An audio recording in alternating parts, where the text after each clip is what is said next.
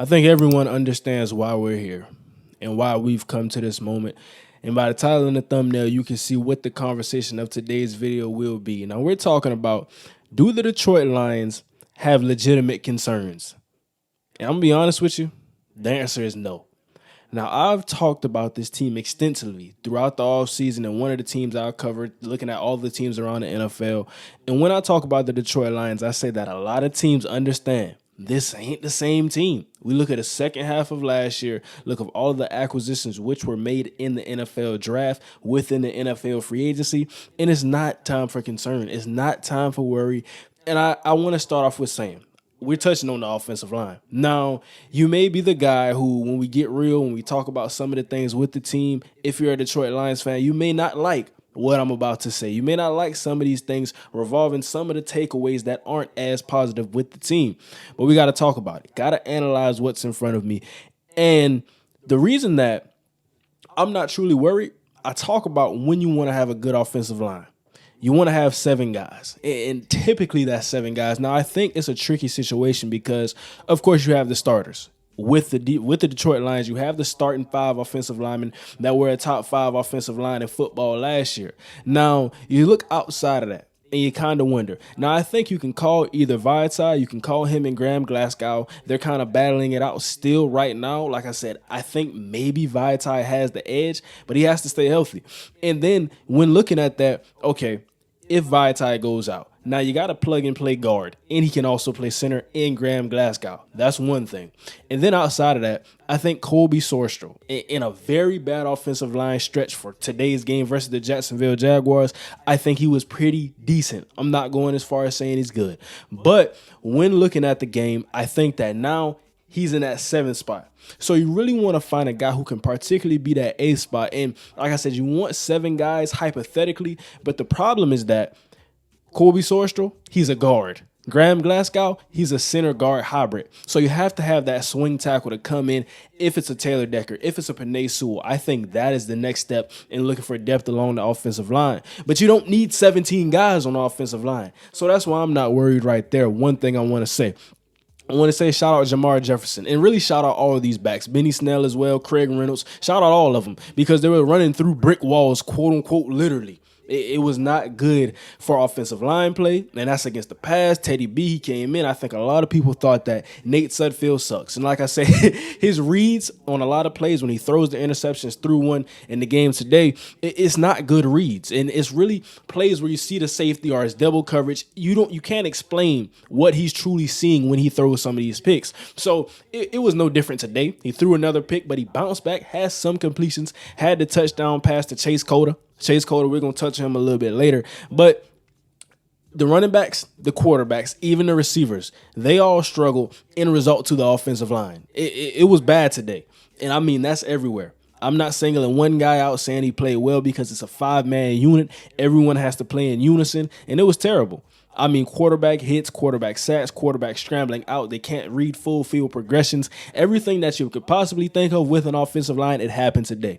And that's not just to bash and throw bad. I'm just talking about what actually happened.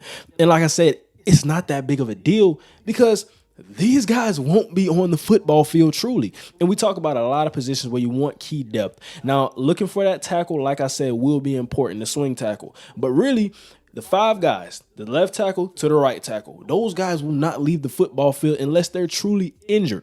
And when I say injured, I don't mean hurt, have a nick, because guys, offensive line especially, they'll play through that. But if they're truly injured, something's broken, something's fractured, needs surgery, then that's where we look at the depth. So I don't think it's that big of a concern. Wanted to say that first. Now, touching on some of the other things with the quarterback play, like I said, I don't think Nate Sudfeld is the backup. And I understand now you bring Teddy Bridgewater in because you want him to be that backup quarterback. I think he's going to do that. And I think he had a pretty decent game. Like I said, struggled, couldn't really get a rhythm with the offensive line. Still looking at some things with the receivers as far as separating, catching the football. So I think that's something in training camp. These couple more practices left. Still got to continue to work that depth at the receiving core. Now, touching on this receiving core, Chase Cota. And when I talked about Chase Cota, I don't know if a lot of people really saw what I was seeing. Like I said, some of the balls that Nate Sudfeld threw to him, it shows me that this is a guy I trust. You're throwing this ball, a 50-50 ball against zero coverage.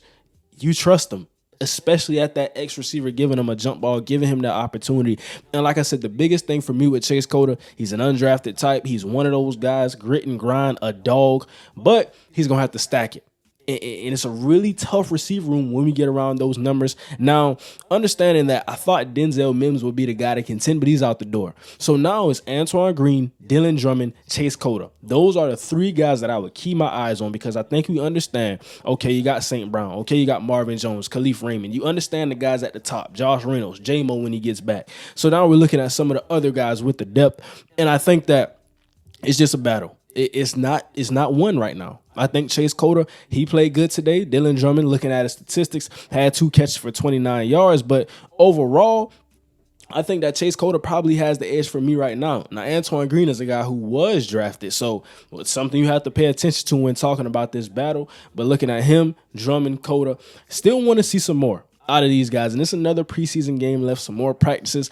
I don't think that these practices will be as open as far as, guys getting out there with the joint practices, news and everything. But I still think there will be some takeaways and some news coming out from different writers, sports writers, beat writers for the Detroit Lions. Want to touch on that. Now, we've talked about the bad up to this point. I mean, like I said, the starters are the starters, and they're the starters for a reason. They did not play in the football game. You didn't see Jared Goff. You didn't see J-Mo, who's going to be back. You didn't see Amon-Ra St. Brown. You didn't see Penei Sewell. You didn't see Aiden Hudson. You didn't see those guys. So I think that's the first thing you have to get out the window. When I say, do the Detroit Lions have legitimate concerns with depth or with anything in general, I think my answer is no. Like I said, I want you guys to leave down below in the comments. Let me know everything that you think. It is an important discussion to have. So getting into the defense, though, I think it's more upside and more guys. Now, James Houston. James Houston is my guy. I'm a ride and die with James Houston. I did his film breakdown. There's something there with James Houston. So I think on the edge, particularly if he even drops back into the Sam in different formations, just get him on the field and let him rush the passer. He could be in a stand-up role, but just use it as a disguise and let him get to the passer any way that he possibly can because he's going to win a lot of the times. Now, Jack Campbell is that man. And I told you guys, Jack Campbell, even in the draft process, looking at everything that I looked at, now, was kind of surprised, took him at 18, but I think we're past talking about the draft position to this point. And when he's on the football field, he's reading his keys, he's filling gaps, he's guarding guys in man coverage. They trust him. And I think that, like I said, it's not a matter of if, it's a matter of when. Now, Derek Barnes is playing like that man as well at the linebacker position. Alex Anzalone, we haven't seen him, but I think that he is the guy as far as having the number one edge kind of locked right now. But we look at who's going to be beside him in that 4-2-5 or in different formations with 2 linebackers on the field. Derek Barnes, he's really in that battle right now. And Malcolm Rodriguez also had a good game. So we're looking at the linebacker battle. And I was talking with Detroit Lions Syndicate. I said I'm watching the linebacker battle closely. Because I truly was. I'm looking at all of those guys and Derek Barnes, Malcolm Rodriguez, Alex Anzalone, even when the season starts, and still Jack Campbell.